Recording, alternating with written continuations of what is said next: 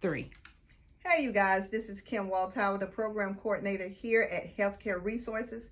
Today I want to talk to you about what we call the Foley or a catheter. So we see here that Trixie has a Foley. It is intact with the stay lock device. It prevents it from moving, thereby prevent tugging. It's connected to a bedside drainage device. When your client, resident, or patient has a bedside drainage device, it should be below the bladder. It shouldn't be toward the top of the bed, but below the bladder to allow adequate draining. You don't want it to back up because that's going to cause infection. You also want the drainage bag to be off the floor. It should not be touching the floor. Your clamps should be connected and your tubing put into its proper positions. So now let's look at what exactly is a catheter. The catheter comes in different sizes. Normally, you will see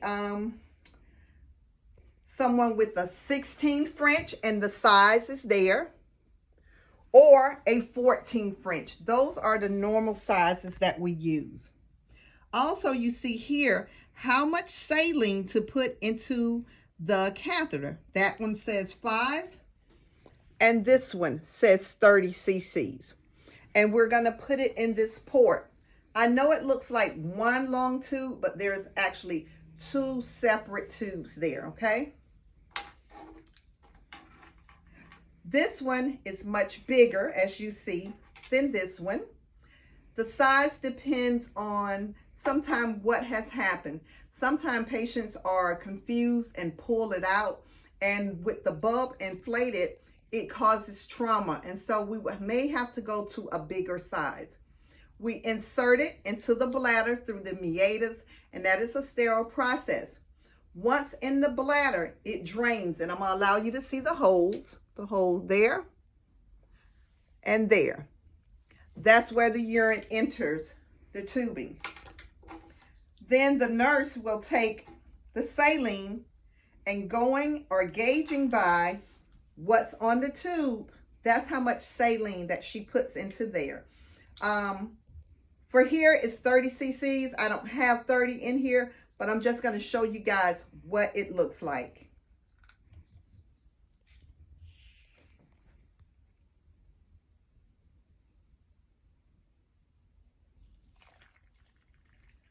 That is 20 cc's.